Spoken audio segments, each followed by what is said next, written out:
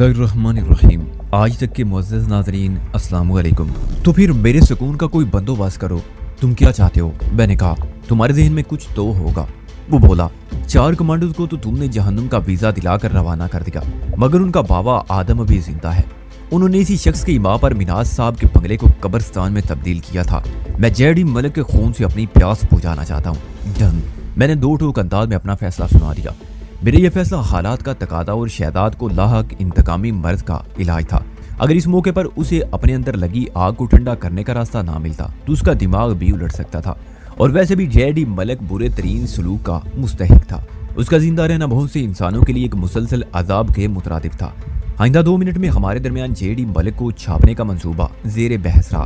फिर हम इस फैसले पर पहुंचे कि कल उधर का रुख किया जाए। शहजाद मेरी ताईद और तावन पाकर कदरे मुतमईन हो गया तो मैं उसे नॉर्मल करने के लिए इधर उधर की बातें करने लगा।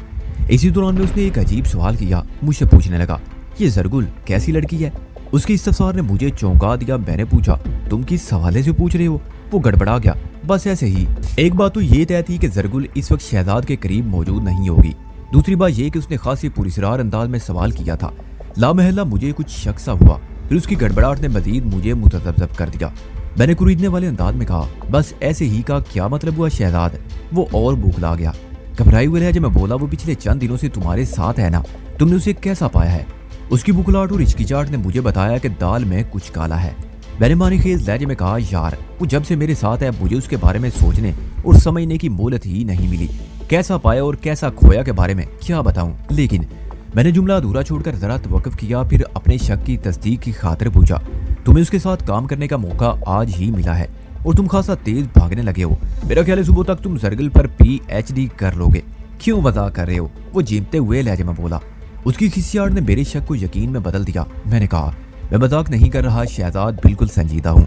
तुम भी अगर जरगुल के बारे में संजीदगी इख्तियार कर लो तो इसमें मुज़ायके वाली कोई बात नहीं होगी। वो एक अच्छी लड़की है। तुम उसके बारे में कितना जानते हो? ना होने के बराबर। मैंने साफ गोई का मुजाहरा करते हुए कहा, बस मुझे इतना मालूम हुआ है उसका चाचा हिकमत यार कोई बहुत बुरा आदमी है जो उसकी जान का दुश्मन बना हुआ है। इससे ज्यादा उसके बारे में जानने का मुझे मौका नहीं मिला। तुम कुरीद करोगे तो हो सकता है वो तुम्हें अपनी स्टोरी सुना दे। बाकी तुम्हारे अपने गेट्स पर मुनहसर है। इसका मतलब है तुम दोनों के बीच कोई संजीदा वो जुमला नामुकम्मल छोड़कर खामोश हो गया। मैंने उसका ज़हन साफ कर दिया। वाकई ऐसी कोई बात नहीं, कम से कम मेरी तरफ से बिल्कुल नहीं, और उसकी तरफ से ये तुम मालूम करने की कोशिश करो। मैंने कहा, वैसे पोठवारी और पश्तून की जोड़ी खासी दिलचस्प रहेगी। मेरे लहजे में कदरे शगुफ्तगी पाई जाती थी। भूलजनज़दा लहजे में पूछ बैठा, तुम्हें तो मेरी इस कोशिश पर कोई इतराज नहीं होगा ना? अरे भाई, मैं उसका कोई वारी वारस हूँ जो तुम मुझसे इजाजत मांग रहे हो? मैंने बेतकल्फी से कहा, तुम्हें जो कुछ भी करना है बराए रास्त उसी से कहो। मुझे इस बात में आकर अंग्रेजी पर उतर आया। Okay, I will try, you should have try, मैंने कहा, एंड ट्राई इट अप। उसके साथ ही हमारे दरमियान टेलीफोनिक रब्ता मौकूफ हो गया। मैं रिसीवर को क्रैडल करने के बाद जरगुल और शहजाद के बारे में सोचने लगा। शहजाद के लिए एक मुश्किल टास्क था। जरगुल आसानी से उसके काबू में आने वाली नहीं थी, लेकिन इस खेल में हतमी तौर पर कोई फतवा जारी नहीं किया जा सकता था। सुना और देखा भी कि इस राह में हर शख्स का तजर्बा नया है। अगर शहजाद की लगन सच्ची और कोशिश पकी हुई तो उसकी मेहनत रायगा नहीं जा सकती। हुसूल और जुस्तजू एक दूसरे के लाजम और मुलजिम रिश्ते से बंधे हुए हैं। कुछ अजब नहीं था कि शहजाद की जुस्तजू जरगुल को उसके करीब ले आती। मैंने उनके मिलाप के लिए खुलूस से दिल से दुआ की और कमरे में हाजिर हो गया। दीवारगीर क्लाक 12:30 बजा रहा था। तारिक रोड एक शॉपिंग एरिया है। अमूमन 10-11 बजे तक दुकानें खुली रहती हैं। उसके बाद अचानक सन्नाटा छा जाता है। इक्का दुक्का गाड़ियों के गुजरने की आवाज के सिवा कोई सदा नहीं उभरती। यहाँ की रात खासी पुरसुकून वाक़ई हुई है। सोने से पहले मैंने हल्की फुल्की एक्सरसाइज का इरादा किया और बेड से उतरकर फर्श पर आ गया। जिस तरह जिंदा रहने के लिए खाना पीना जरूरी है, उसी तरह चाकोचौबंद रहने के लिए भरपूर नींद भी नहायत अहमियत रखती है।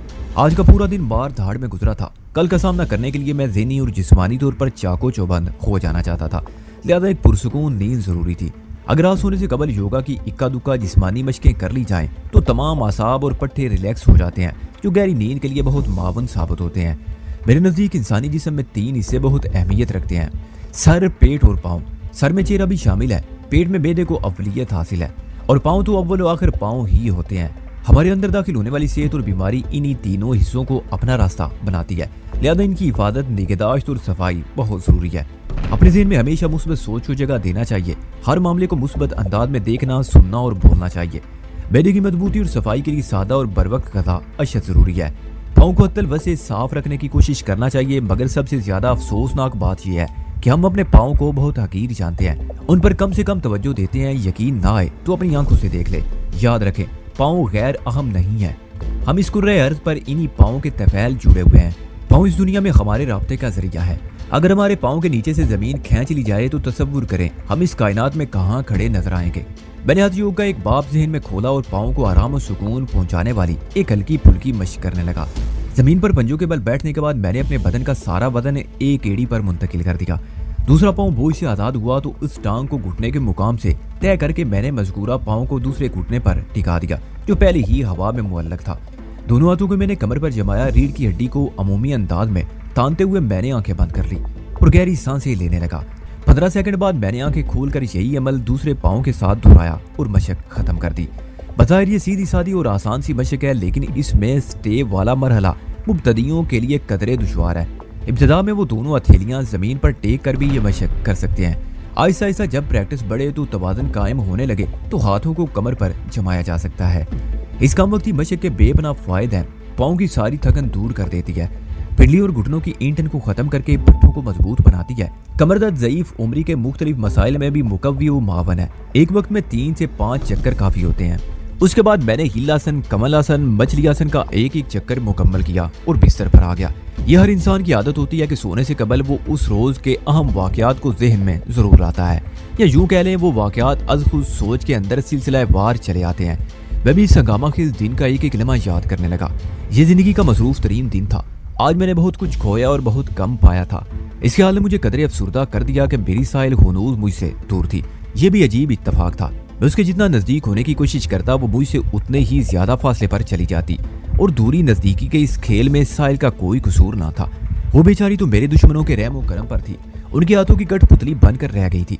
वो जैसे डोरियां हिलाते उसे उनके इशारों पर नाचना पड़ता। मैं अपनी जिंदगी में ऐसा मजबूर और बेबस पहले कभी नहीं हुआ था। चौधरी नवाजिश और शोएब होरी ने मेरे बड़े नाजुक पहलू पर हाथ डाल रखा था। साहिल मेरे लिए किसी दुखती हुई रग से कम ना थी। उसके लिए अपने दिल में पैदा होने वाले जज्बात को देखकर मैं कभी कभी सोचता, आखिर ये सब क्या है? मैं इस कदर दीवाना क्यों हो गया हूँ? क्या यह मेरा पागलपन नहीं?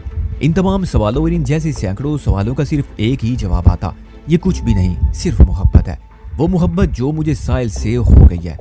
मेरी जिंदगी में दर्जनों लड़कियां आई और आकर चली गई। हमारे दरमियान दिल लगी भी हुई, मगर उनसे कोई ताल्लुक दिल लगी ना बन सका। मैं नहीं जानता था ये दिल लगी क्या होती है।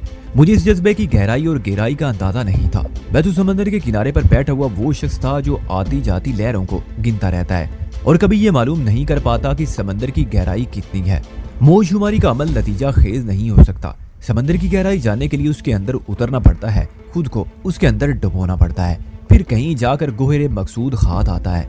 मैं साहिल की तलाश में मोहब्बत के समंदर में गर्क हुआ जा रहा था।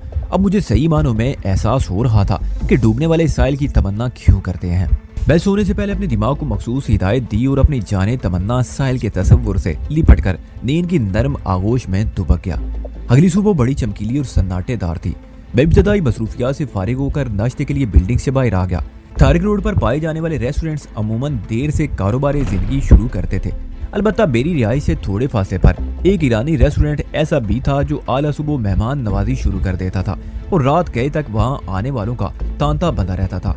मुझे कराची जितने भी ईरानी रेस्टोरेंट में खाने पीने का इत्तेफाक हुआ, मैंने तमाम की तमाम डिशेज को जायके में एक जैसा पाया। उनकी रेसिपीज में बड़ा तवाज़ुन और इस्तेहकाम पाया जाता है। मैं आधे घंटे बाद वापस फ्लैट पर आ गया।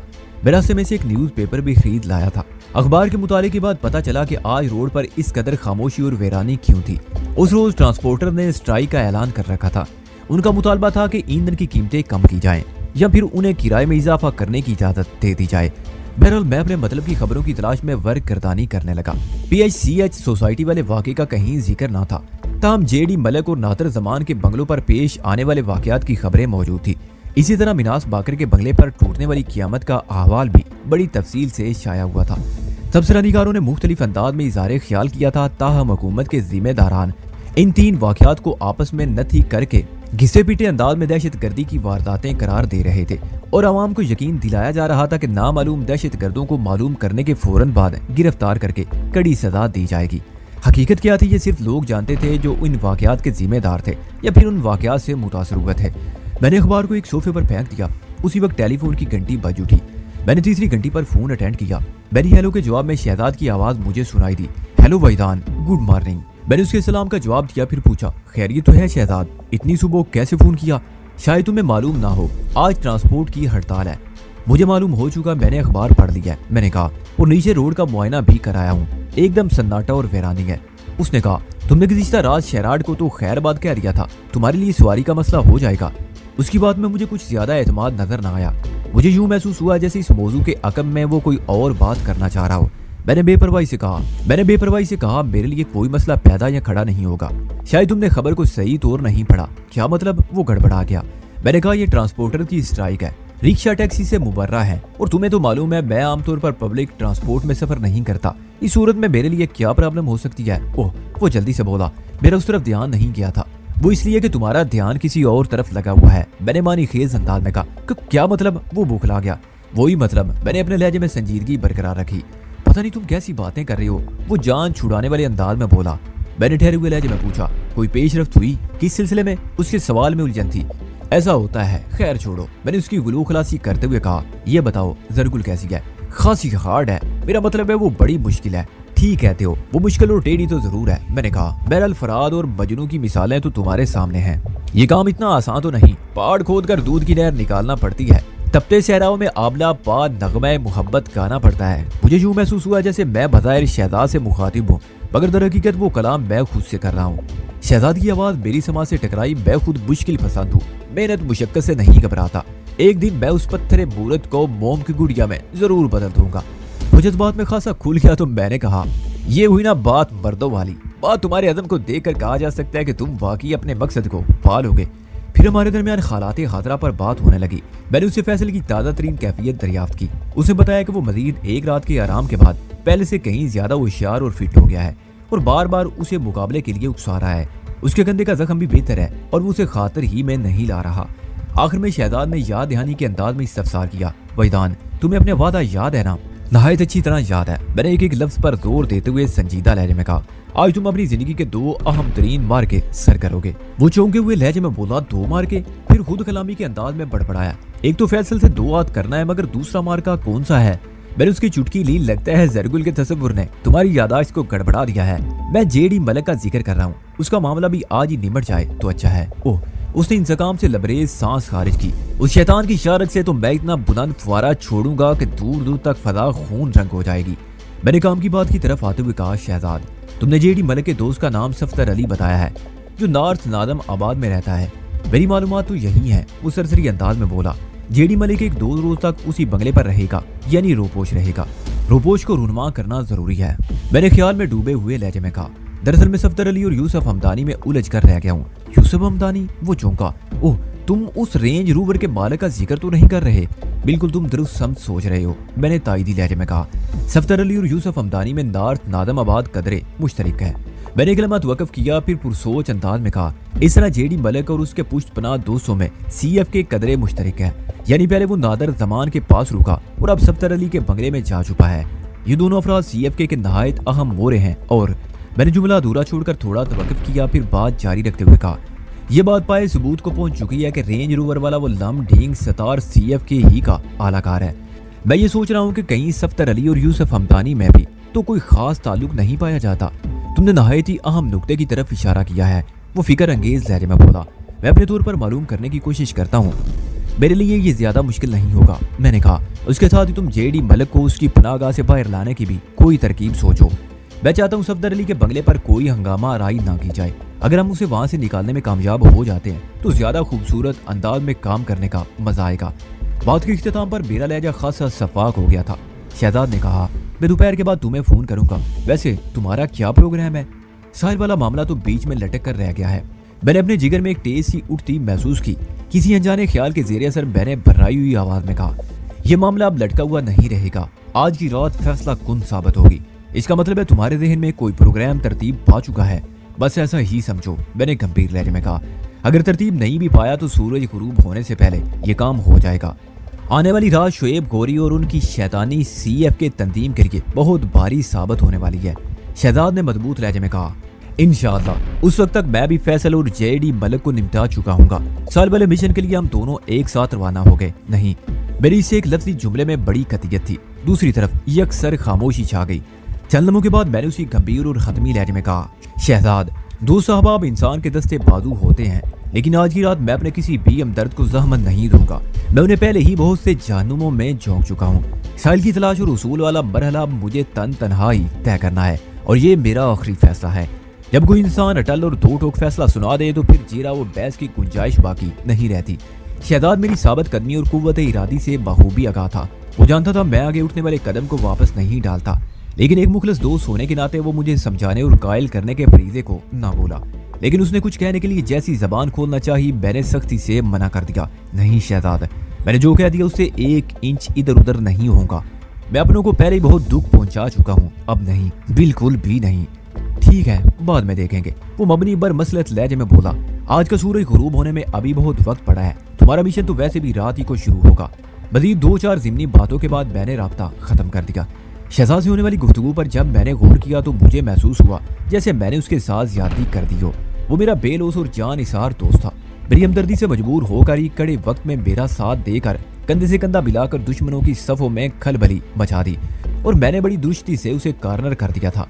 मगर मैं क्या करता, मैं भी तो इस मामले में मजबूर था। मैं अपनी दुश्मनी की आग में कितनों को झुलसाता। दुश्मनों को तो एक मशगला मिल गया था। वो मुझे शिकार करना चाहते थे और जब मैं निशाने पर नहीं आता था तो वो मेरे किसी प्यारे को टारगेट बना लेते थे, इस गुमान में कि शायद मैं इस टारगेट के पीछे पनाह लिए बैठा हूँ। वो गुमान से यकीन तक पहुंचने के लिए बेदरीग हलाकतें कर रहे थे। मेरे अपने, मेरे हमदर्द, मेरे प्यारे एक एक करके उनके हाथों अपनी जिंदगियां गंवा रहे थे। यह हालात मेरे लिए सुहाने रूह थे, दिल का आज़ार थे। मैंने शहजाद से जिस रवैये का इजहार किया उस पर मुझे अफसोस तो हुआ, लेकिन ये सोचकर मैंने खुद को तसल्ली दी कि ये अफसोस इस जिया का पासक भी नहीं जो मेरी मुस्तकिल खमराई में उसके हिस्से आता। पता नहीं मेरी ये सोच किस हद तक दुरुस्त थी। बहरहाल इस वक्त मेरे ज़हन की जो कैफियत थी उसके पेश नज़र मैं इस दायरे से बाहर नहीं सोच पा रहा था। अभी तक मैंने साहिल को दस्तयाब करने के लिए लाए अमल तैयार नहीं किया था। मेरा इशारा इसकी जानिब है। जुनैद का दावा था शकीब उस्मानी साहिल को अपने साथ पुलिस मोबाइल में सिराजुद्दीन के पास ईस्ट ले गया था। अगर मैं जुनैद की बात का यकीन कर भी लेता तो मुझे बहुत सोच समझकर एक प्लान के तहत उस जानिब पेश कदमी करना थी और उसके लिए यकीन दहानी जरूरी थी। यानी इस बात का पता चलाना जरूरी था कि साहिल वाकई ईस्ट में मौजूद है या उसे वहां से कहीं और पहुंचा दिया गया है। अब तक कुछ ऐसा ही होता आया था। रकम वाली से साहिल को लाहौर के एक महंगे तरीन हॉस्पिटल पहुंचाया जाने वाला था। जब मैं वहां पहुंचा तो पता चला उसे मंशा नामी एक शख्स की कोठी पर पहुंचा दिया गया है। मैं सदफ के साथ वहां पहुंचा तो मालूम हुआ थोड़ी देर पहले उसे चौधरी दिलदार की कोठी मुंतकिल कर दिया गया है। हमने पूरी तैयारी के साथ चौधरी दिलदार की कोठी पर एक कामयाब ऑपरेशन किया, जिसके नतीजे में चौधरी नवाजिश का बेटा फैसल हमारे हत्थे चढ़ा। लेकिन उसके साथ ही ये मायूस कुन इतला भी मिली कि साहिल को लाहौर से कराची भेज दिया गया है और यहाँ कराची में बड़ी खुश असलूबी से साहिल और फैसल का तबादला होने वाला था कि शुएब गौरी ने चौधरी नवाजिश को वरगला कर अहद शिकनी पर मजबूर कर दिया। इस तरह साहिल एक मरतबा फिर मेरे हाथ से निकल गई। फैसल अभी तक मेरी 10 रस में था, लेकिन मैंने उसका अचार डालना था क्या। ताज़ा तरीन वाकया गुज़िश्ता रात PCHS के बंगले वाला था। साहिल मेरे हाथ आते आते निकल गई और अब भी मेरी सोच लम्हे भर के लिए थमी थी और मैंने उसी लम्हे पता नहीं किस हिस्से में फैसला किया कि मैं पहले ईस्ट में साहिल की मौजूदगी को कन्फर्म करूंगा और फिर सर धड़ की बादी लगाकर अकेला ही उसे शुएब गौरी के पंजों से निकालने के लिए वहां जा पहुंचूंगा। इसमें किसी शक्को शुबे की गुंजाइश ना थी कि मिनास बाकर बहुत बारसूख और ताकतवर शख्स था और पुलिस डिपार्टमेंट में भी उसकी अच्छी खासी याद अल्लाह थी। मैं उसकी मदद और ताउन से ईस्ट पर चढ़ाई करवा सकता था और वो इस काम में एक लम्हे की ताखीर ना करता। इससे पहले मिनास के ताउन से साउथ पर एक कामयाब ऑपरेशन करके वहां की ईंट से ईंट बजाई जा चुकी थी, जिसके नतीजे में कबीर शाह जैसा आदमी भी दुम दुबाकर फरार होने पर मजबूर हो गया था। मगर एक निदामत अमीज ख्याल, एक खलिश बरदार एहसास मेरी जबान का कफल बच जाता। मेरी मदद और ताउन की पादाश में उसका आशियाना उजड़ गया। मैं उसे और कितनी आजमाइशों में डालता। अलबत्ता मैं उसके एक ताल्लुक को इस्तेमाल में लाकर अपने लिए बहुत आसानियां पैदा कर सकता था। एक फौरी ख्याल के तहत मैंने मिनास बाकर के नंबर डायल किए। फोन उसी ने रिसीव किया। रस्मी और बूझल एलेक्स ले के बाद उसने मेरी आइंदा सरगर्मियों के बारे में इस्तफसार किया। मैंने जेडी मलिक के बारे में शहजाद से होने वाली गुफ्तगू से उसे आगाह कर दिया। वो पूरी बात सुनने के बाद गंभीर आवाज में बोला, कानून शिकन और सफाक कातलों को अदालत से करार वाकई सजा दिलवाना खासा पेचीदा अमल है और खास तौर पर जब ये लोग शुएब गौरी और जेडी मलिक जैसे ताकतवर भी हों तो इनके खिलाफ सबूत और शवाहिद जमा करना नायत मुश्किल हो जाता है। अदालत तो हर बात का सबूत मांगती है, लिहाजा इन लोगों से प्राइवेट सेक्टर में निमटना ही बेहतर है। मिनास ने बड़े ढके छुपे अंदाज में हमें किसी भी संगीन कार्रवाई की इजाजत दे दी थी। मैंने कहा, आप जैसा सोच रहे हैं वैसा ही होगा। जरा हाथ पांव बचाकर काम करना। वो संजीदगी से बोला, आप इस सिलसिले में बिल्कुल बेफिक्र हो जाएं। तुम्हारी साहिल वाला मामला कहाँ तक पहुंचा? जेडी मलिक के बाद उधर का रुख करूंगा। मैंने मुबम सा जवाब दिया। मेरी किसी किस्म की मदद की जरूरत हो तो बिला तकल्लुफ बता देना। मैंने इसलिए आपको फोन किया है मिनाज साहब, मैंने बड़े रसान से कहा। हाँ हाँ बोलो, मैं तुम्हारे लिए क्या कर सकता हूँ? वो आपका जानने वाला मेकअप मास्टर नसीम जौहर है ना, मैंने कहा, जिसने मुझे सोहेल का रूप दिया था। मुझे उस शख्स की जरूरत है कम से कम 2 घंटे के लिए। उस फनकार ने मुझे मेकअप के बारे में नहायत ही अहम टिप्स दी थी। मैं उसके साथ 2-3 घंटे के एक सेशन में मजीद कुछ सीखना चाहता हूँ। खैरियत तो है? तुम नसीम से किस सिलसिले में मिलना चाहते हो? मिनाज ने पूछा। मैंने अपना मकसद बयान किया और कहा, उसका बताया हुए एक नुक्ता मेरे जहन में नक्श है। मेरा ख्याल है अगर वो मुझे 2-3 घंटे और दे दे तो मैं इस सिलसिले में हर किस्म की मोहताजी से महफूज हो जाऊंगा। मिनाज ने कहा, शोबे से मुतल्लिक लोग रात देर तक बल्कि सुबह तक जागते हैं, इसलिए उनकी बेदारी दिन चढ़े और बाज़ औक़ात दोपहर को होती है। मैं नसीम को फोन करके देखता हूँ वो किस पोजीशन में है। मैंने मजीद इजाफा करते हुए कहा, आप उसे ये भी कह दीजिए कि मेकअप और गेटअप का सामान वाफर मिकदार में अपने साथ रख ले। मैं उस सामान की कीमत अदा कर दूंगा। क्या किसी ग्रुप का मेकअप करवाना है? बिनाज ने हैरत भरे अंदाज में कहा। मैंने वजाहत की, एक्स्ट्रा सामान मैं अपने स्टॉक के लिए मंगवा रहा हूँ। बिनाज ने मेरा काम करने की हामी भरी और कहा, मैं नसीम से बात करने के बाद तुम्हें फोन करता हूँ। ठीक 10 मिनट बाद मिनाज का फोन आया और उसने बताया कि नसीम जौहर अभी सोकर उठा है। उसने कहा है वजदान को मेरे स्टूडियो पर भेज दें, वहाँ उसे सीखने और समझने में नहायत आसानी रहेगी। वहाँ हर नोयत के सामान की वाफर मिकदार भी मौजूद है। दरअसल मिनाज थोड़ी देर के लिए मुतवक्किफ हुआ, फिर बात मुकम्मल करते हुए बोला, नसीम को 3 बजे किसी नहायत ही अहम असाइनमेंट पर जाना है। इसी सिलसिले में उसे स्टूडियो में कुछ जरूरी तैयारी भी करना है। अगर वो 2-3 घंटे के लिए तुम्हारे पास आ गया तो उसका काम मुतासर होगा। स्टूडियो में रहते हुए वो तुम्हें भी डील कर लेगा और अपना काम भी जारी रखेगा। ठीक है, आप मुझे उसका स्टूडियो का एड्रेस बता दें, मैंने कहा। वो तुमसे ज्यादा दूर नहीं है, मिनाज ने कहा। तुम चाहो तो टहलते हुए उसके स्टूडियो तक जा सकते हो। उसके बाद मिनाज ने मुझे नसीम जौहर के स्टूडियो का पता और फोन नंबर नोट करवा दिया। मज़कूरा स्टूडियो खालिद बिन वलीद रोड के उस पार एक छोटे से खूबसूरत बंगले में वाक़ था। बर्क रेड और व्हाइट ग्रीन कलर का हामिल वो बंगला आर्ट का एक उम्दा नमूना नजर आता था। नसीम जौहर के स्टूडियो तक पहुंचने के लिए खाकी ग्राउंड के करीब से गुजरना पड़ता। ये PCH सोसाइटी का एक साफ सुथरा और आलीशान इलाका था। मैंने मिनाज बाकर का शुक्रिया अदा किया तो वो मेरी सुनी अनसुनी करते हुए बोला, वैदान, मैं तुम्हें फोन करने ही वाला था कि तुम्हारा फोन आ गया। अब ये बात भी सुन लो कि मैं तुम्हें फोन क्यों करने वाला था। वह एक लम्हे को मुतवक्किफ हुआ, फिर बात मुकम्मल करते हुए बोला, तुम आज शाम से पहले थोड़ी देर के लिए मेरे घर आना, तुमसे एक जरूरी काम है। उसके अंदाज में संजीदगी थी। मैं चौंक उठा, कैसा काम मिनाज साहब? तुम यहाँ आओगे तो बताऊंगा, वो मुबम लहजे में बोला। मैं और ज्यादा तशवीश में मुबतला हो गया। खैरियत तो है ना? बिल्कुल खैरियत है, वो जल्दी से बोला। दरअसल मैं तुम्हें कुछ लोगों से मिलवाना चाहता हूँ, बल्कि वो तुमसे मिलना चाहते हैं। यहाँ आओगे तो बात होगी, तुम किसी फिक्र में ना पड़ना, सब अपने ही लोग हैं। सफायर के बाद किसी वक्त भी थोड़ी मोहलत निकाल कर इधर एक चक्कर लगा लो, सब लोग बैठकर चंद बातें करेंगे, वक्त अच्छा बहल जाएगा। मिनाज के आखिरी जुमले के बाद मैं कोई सवाल ना कर सका। उस वक्त को बहलाने के लिए मैं दुनिया के किसी भी कोने तक पहुंच सकता था। मैंने मुज़क्करा बाला जुमले में छुपा हुआ दर्द वाज़ेह तौर पर महसूस किया। मिनाज ने यह सीयत को कैमोफ्लाज करने की भरपूर सही की थी, मैं उसके अंदर झांकने में कामयाब हो गया। मैं एक ऐसा मसीहा था जो उसके दर्द, उसके मर्ज को जानता था, लेकिन उसके दुखों का मदावा नहीं कर सकता था। उसके दर्द की दवा नहीं थी मेरे पास। मुस्तकिल तौर पर साथ छोड़ जाने वालों को कोई वापस नहीं ला सकता। लिहाजा मुझे उसके जख्मों को सहलाना था, उन पर तसल्ली और तशफी का मरहम रखना था, गोया उसके वक्त को बहलाना था। मैं टेलीफोनिक राब्ता मौकूफ करके अपने ख्यालात पर गौर करने लगा। इस गौर फिक्र में बमुश्किल 5 मिनट गुजरे होंगे कि सद्दफ आदम की वो जीन्स और टी-शर्ट में बड़ी स्मार्ट लग रही थी। मैंने अमूमन उसे मगरिबी लिबास ही में देखा था। पता नहीं उसकी आदत थी या वो मेरे पास आने के लिए खास एहतमाम करती थी। हमारे दरमियान रस्मी अलैक हुई तो फिर मैंने उससे पूछा, सद्दफ तुम लोकल ड्रेस नहीं पहनती? बहुत कम, वो ज़ेरे लब मुस्कुराते हुए बोली। किसी समाजी तकरीब या शादी ब्याह के मौके पर पहन लेती हूँ, वरना अमूमन मैं पैंट शर्ट को पसंद करती हूँ। इस लिबास में इंसान बहुत चुस्त रहता है। एक लम्हे के तवक्कुफ से उसने पूछा, क्या तुम्हें ये लिबास अच्छा नहीं लगता? ऐसी कोई बात नहीं, मैंने जल्दी से कहा। मैंने तो ऐसे ही पूछ लिया, वरना तुम खार लिबास में अच्छी ही लगती हो। इस तारीफ का शुक्रिया, उसने सरसरी अंदाज में कहा। फिर पूछा, क्या तुमने नाश्ता कर लिया? मैंने इस बात में जवाब दिया। उसने पूछा, आज का क्या प्रोग्राम है? अभी कुछ सोचा नहीं। मैंने दानिस्ता उसे अपने प्रोग्राम से बेखबर रखा। वो बोली, फिर तो ठीक है। क्या ठीक है? मैंने सवालिया नजर से उसे देखा। उसने बताया, आज तुम लंच मेरे साथ करोगे, यानी हमारे घर पर। ओह, मैं उलझ कर रह गया और पूछा, क्यों, कोई खास बात है? मेरे पापा तुमसे मिलना चाहते हैं, वो गहरी संजीदगी से बोली। लंच तो एक बहाना है, वो क्या कहते हैं तकरीब तो कुछ। मैंने उसकी बात काटी। वो क्या कहते और क्या नहीं कहते इस बात को छोड़ो, तुम बताओ तुम्हारे पापा और मम्मा मुझसे क्यों मिलना चाहते हैं? जब किसी जवान लड़की के वालिदैन किसी जवान लड़के से मिलने के लिए उसे अपने घर खाने पर बुलाएं तो ये खतरनाक और मानीखेज सूरत हालात का आगाज होता है। मैंने इसी हवाले से बिदक कर सदफ से सवाल किया। वो जल्दी से बोली, तुम जो समझ रही हो ऐसी कोई बात नहीं। उसके अंदाज में शरारत अमेज मानीखेजी पोशीदा थी। मैंने एक तवील सांस खींचते हुए गहरी नजर से उसे देखा और कहा, फिर ये कि वो तुमसे सिर्फ एक मुलाकात करना चाहते हैं। वो वजाहत करते हुए बोली, तुम्हारी बहुत तारीफ उन तक पहुंची है जिसके नतीजे में उनके अंदर तुमसे मिलने का इश्तियाक जाग उठा। मुझ में ऐसी तारीफ वाली कौन सी बात है? मेरा लहजा सरसरी था। ये तो मुझे नहीं पता, उन्हीं को जाकर बताना। तुम ही ने उनसे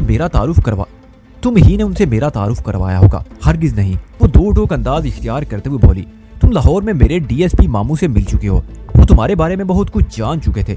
उन्होंने अपनी बहन यानी मेरी मामा को बता दिया। वहां से ये बात पापा तक पहुंच गई। वो जुमला ना मुकम्मल छोड़कर जरा मुतवक्कफ हुई, फिर सिलसिला कलाम जारी रखते हुए बोली, हाँ मुझसे सिर्फ इतना हुआ था कि मैंने तुम्हारी सलाहियतों की तस्दीक की है, इसके सिवा कुछ नहीं। बात खत्म करके वो मासूमियत से मुझे देखने लगी। उसकी मासूमियत में मक्कारी कूट कूट कर भरी हुई थी। मैंने तेज लहजे में कहा, गोया तुमने सिर्फ बारूद के ढेर को चिंगारी दिखाने का काम किया है। अब तुम जो भी मतलब अखज करते फिरो। वो सादगी से बोली। मैंने कहा, सद्दफ आज ये मुमकिन नहीं है। इस खाने के प्रोग्राम को फिर कभी पर टाल दो। इसका मतलब है तुम्हारा आज का दिन पैक है। बिल्कुल ऐसा ही समझो। लेकिन थोड़ी देर पहले तो तुमने कहा था अभी कुछ सोचा नहीं। मैंने उसे चक्कर देने के लिए कहा था। जब तुमने मुझसे मेरे प्रोग्राम के बारे में सवाल किया था तो उस वक्त तक मैं वाकई किसी फैसले पर नहीं पहुंचा, बल्कि मुसलसल सोच रहा था। तो गोया तुमने मुझसे गुफ्तगू के दौरान में सब कुछ सोच लिया। वो शिकायत भरी नजर से मुझे तकने लगी। ये बात नहीं थी कि मैं सदफ से गलत बयानी करके उसे अपने प्रोग्राम से बेखबर रखना चाहता था। दरअसल मैं गहरी मसलियत के तहत वो ऊंच नीच कर रहा था। अगर उसे मेरे आज के हंगामे खेज प्रोग्राम की भनक भी पड़ जाती तो वो किसी साए के मानंद मेरे साथ लग जाती, और मैं नहीं चाहता था वो ख्वाह मुखा किसी मुसीबत का शिकार बने। मैं महज उसकी संगीनी की खातिर ये चक्कर चला रहा था। उसके सवाल का जवाब देना जरूरी था, लिहाजा मैंने गोल मोल अंदाज में कहा, मैंने सब कुछ का दावा तो नहीं किया सद्दफ। मैंने तो ये कहा है कि मैं मुसलसल सोच रहा था। मैं फिलहाल इस नतीजे पर पहुंचा हूं कि फौरी तौर पर मुझे क्या करना है। बुलजन बड़ी नजर से मुझे देखते हुए बोली, क्या करना है? मुझे एक ब्यूटिशियन से मिलने जाना है। ब्यूटिशियन के पास? वो चौंकी, किस सिलसिले में? मैंने उसे बताया कि मैं एक माहिर मेकअप से उसके शोबे के चंद इसरार और रुमूज सीखने जा रहा हूँ। तो वो खटक कर बोली, मैं भी तुम्हारे साथ चलती हूँ। वहां से फारिग होने के बाद हम घर जाएंगे। वो अपनी जिद पर कायम थी। मैंने कहा, वहाँ 2-3 घंटे से ज्यादा लग जाएंगे, इसलिए लंच का प्रोग्राम ना ही बनाओ तो अच्छा है। मैंने कहा ना, फिर कभी चलूंगा तुम्हारे घर। ठीक है, मैं अपने घर फोन करके उन्हें आज के बारे में मना कर देती हूँ। वो मुबनी पर मसलत अंदाज इख्तियार करते हुए बोली, ये प्रोग्राम बाद में देखा जाएगा। लेकिन वो जुमला अधूरा छोड़कर तेज नजर से मेरी आंखों में झांकने लगी, फिर खत्मी लहजे में बोली, लेकिन मैं तुम्हारे साथ ब्यूटिशियन के पास जरूर जाऊंगी। मैं अपने ख्याल में सर पकड़ कर रह गया। बजायर मैंने अपनी गर्दन को 2 बार नफी में जुम्बश दी और एक गहरी सांस खारिज करते उस पिस्ता कामत क्यामत को तकने लगा। आइंदा 30 सेकंड के अंदर उसने अपने घर फोन करके उन्हें सूरत हाल से आगाह कर दिया। सदफ ने रिसीवर रखा तो मैं शहजाद के नंबर डायल करने लगा। गुज़िश्ता गुफ्तगू में हमारे दरमियान यही तय पाया था कि वो दोपहर के बाद मुझे फोन करेगा, लेकिन मौजूदा हालात में मैं नहीं जानता था नसीम जोर के स्टूडियो पर कितनी देर लगेगी, लिहाजा शहजाद को यह बताना जरूरी था। डायलिंग की तकमील पर दूसरी जानिब घंटी बजी। दूसरी घंटी पर जरगुल ने फोन रिसीव किया। मैंने उसकी खैरियत दरियाफ्त की तो वो पूछने लगी, फैतान तुम इस वक्त कहाँ हो? हमारी तरफ कब आओगे? मैंने मुबम और मोहतात अल्फाज का इस्तेमाल करते हुए जवाब दिया, अपने फ्लैट पर हूँ और आज दिन में किसी वक्त उधर का चक्कर लगाऊंगा। फिर इससे पहले कि वो कुछ और पूछ बैठती मैंने इस्तफसार किया, शहजाद कहाँ है? वो अभी 5 मिनट पहले निकला है, जरगुल ने बताया। 1 घंटे में वापसी का क्या कर गया है? तो इसका मतलब है वो अपने मिशन पर रवाना हो गया। मुझे उम्मीद तो नहीं थी शहजाद ने जरगुल को इस सिलसिले में कुछ तफसील बताई हो। हम तस्दीक की खातर मैंने उससे पूछ लिया, उसने तुम्हें कुछ बताया कि वो कहाँ जा रहा है? नहीं, वो कतिये से बोली। मैंने मौजू बदलते हुए कहा, तुम किसी किस्म की परेशानी तो नहीं महसूस कर रही?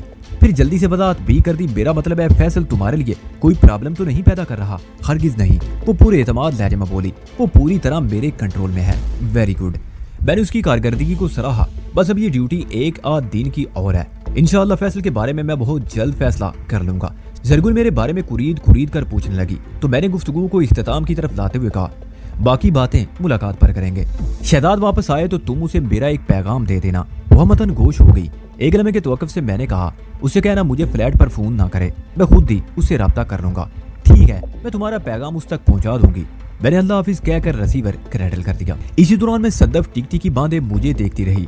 टेलीफोनिक राब्ता खत्म हुआ तो वो मानी खेज लहजे में बोली, पठानी से क्या राजो नियाज हो रहे थे। वो अपनी फितरी जिबिल्लत से मजबूर थी, वरना मेरे और जरगुल के दरमियान होने वाली गुफ्तगू के लिए राजो नियाज जैसे अल्फाज मौजूद ना थे। मैंने उसकी आंखों में देखा और कदरे खुश्क लहजे में कहा, सद्दफ, जो कुछ भी हुआ तुम्हारे सामने ही तो हुआ है, क्या तुमने कान बंद कर रखे थे? वो तीखे लहजे में बोली, मेरे कान बंद थे और ना ही आंखें, लेकिन मैं तुम्हारे ख्यालात तो नहीं पढ़ सकती ना। मैंने कहा, ख्याल ख्वानी यानी थॉट रीडिंग एक बाकायदा इल्म है। अगर तुम्हें मेरे ख्यालात पढ़ने का इतना ही शौक है तो तुम ये इल्म भी सीख लो। तुम टेलीपैथी का जिक्र तो नहीं कर रहे? हाँ, टेलीपैथी का ही आसान अंग्रेजी तर्जमा थॉट रीडिंग है। उर्दू में ख्याल ख्वानी कह लो। टेलीविजन, टेलीफोन और टेलीस्कोप की तरह ये भी एक साइंस है जिसके उसूल के लिए बड़ी मेहनत और रियादत की जरूरत होती है। मार्केट में इस इल्म पर जो किताबें मौजूद हैं उनके मुताले से तो टेलीपैथी नहीं सीखी जा सकती। वो हतमी लहजे में बोली, बात को बहुत उलझा कर तहरीर किया जाता है। इसका मतलब है तुम ट्राई कर चुकी हो? हाँ, एक आध महीना मैंने शमा बीनी और क्रिस्टल बीनी की थी, उसने बताया, लेकिन जब नताइज सिफर से आगे ना बढ़े तो मैंने सब कुछ छोड़ दिया। मैंने ठहरे हुए लहजे में कहा, देखो सद्दफ, मैं ये तो नहीं कह सकता कि किताबों में सब कुछ गलत लिखा हुआ है या उसकी कोई अहमियत नहीं होती। दरअसल बात यह है कि कभी किसी भी इल्म को सीखने के लिए उस्ताद की रहनुमाई बहुत जरूरी होती है। किताब की अफादियत अपनी जगह, मगर उस्ताद की अहमियत से इनकार मुमकिन नहीं। वरना अगर किताबें पढ़कर सब कुछ सीख लिया जाता तो आज दुनिया में कोई उस्ताद, कोई तालीमी इदारा बाकी न रहता।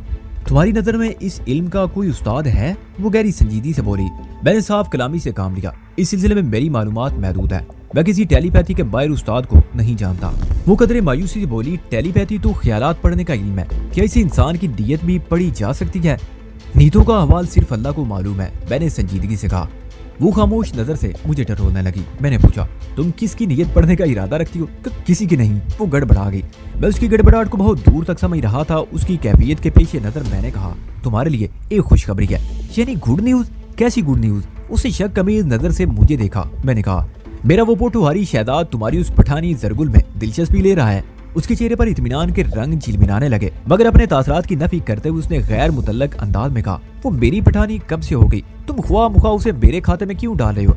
चलो, मैंने उसे अपने खाते में रख लिया। मैंने सद्दफ को छेड़ा। बहरहाल शहजाद बड़े भरपूर अंदाज में जरगुल की तरफ बढ़ रहा है। देखो क्यों ऊंट किस करवट बैठता है। बात खत्म करके वो मासूमियत से मुझे देखने लगी। उसकी मासूमियत में मक्कारी कूट कूट कर भरी हुई थी। मैंने तेज लहजे में कहा, गोया तुमने सिर्फ बारूद के ढेर को चिंगारी दिखाने का काम किया है। अब तुम जो भी मतलब अखज करते फिरो। वो सादगी से बोली। मैंने कहा, सद्दफ, आज ये मुमकिन नहीं है।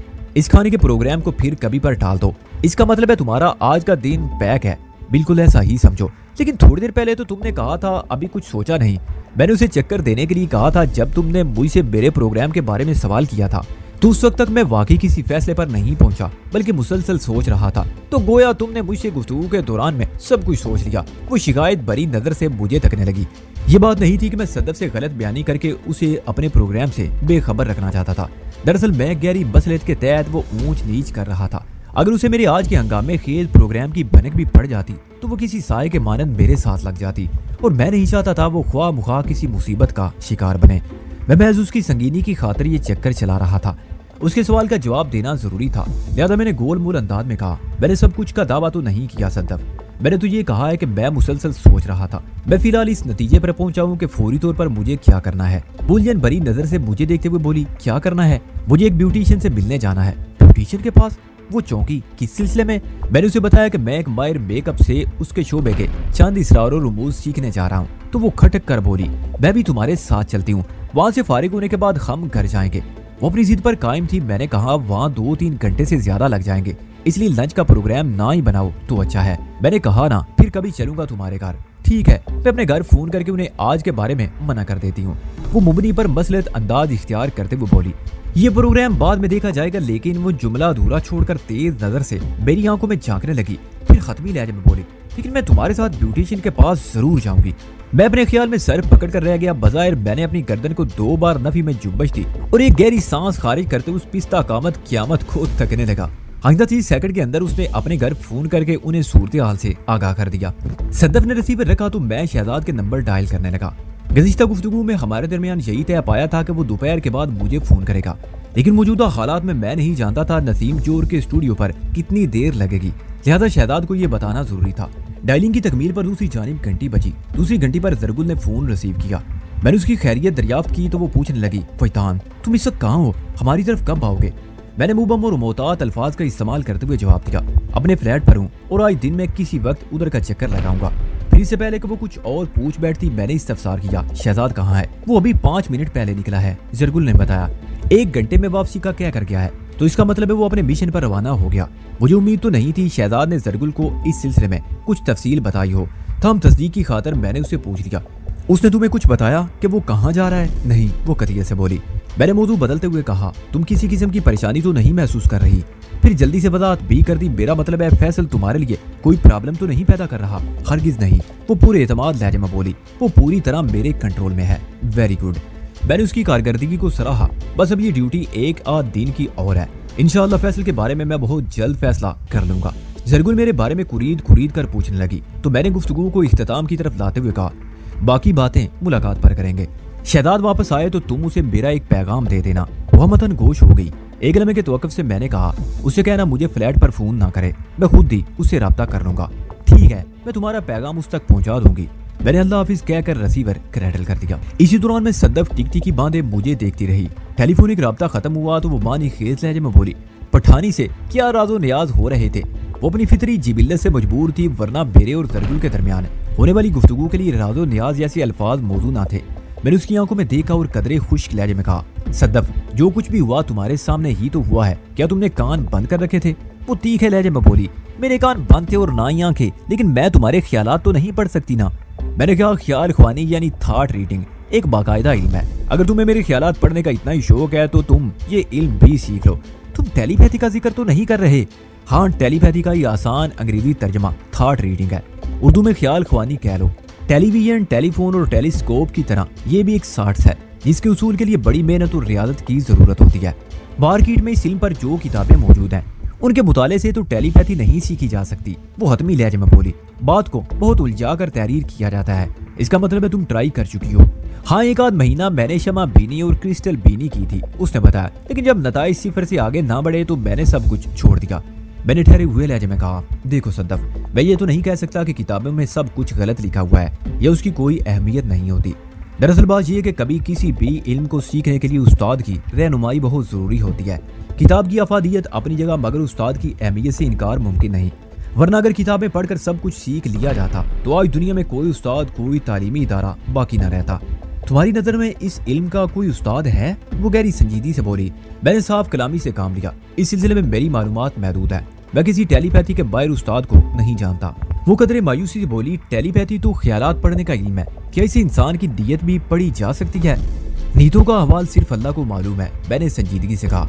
वो खामोश नजर से मुझे टटोलने लगी। मैंने पूछा, तुम किसकी नीयत पढ़ने का इरादा रखती हो? किसी की नहीं। वो गड़बड़ा गई। मैं उसकी गड़बड़ाहट को बहुत दूर तक समझ रहा था। उसकी कैफियत के पेश नजर मैंने कहा, तुम्हारे लिए एक खुशखबरी है। यानी गुड न्यूज? कैसी गुड न्यूज? उसने शक कमीज नजर से मुझे देखा। मैंने कहा, मेरा वो पोटुहारी शहजाद तुम्हारी उस पठानी जरगुल में दिलचस्पी ले रहा है। उसके चेहरे पर इत्मीनान के रंग झिलमिलाने लगे, मगर अपने तासरात की नफी करते हुए उसने गैर मुतल्लक अंदाज में कहा, वो मेरी पठानी कब से हो गई? तुम ख्वाह मुखा उसे मेरे खाते में क्यों डाल रहे हो? चलो, मैंने उसे अपने खाते में रख लिया। मैंने सद्दफ को छेड़ा। बहरहाल शहजाद बड़े भरपूर अंदाज में जरगुल की तरफ बढ़ रहा है। देखो ये ऊंट किस करवट बैठता है।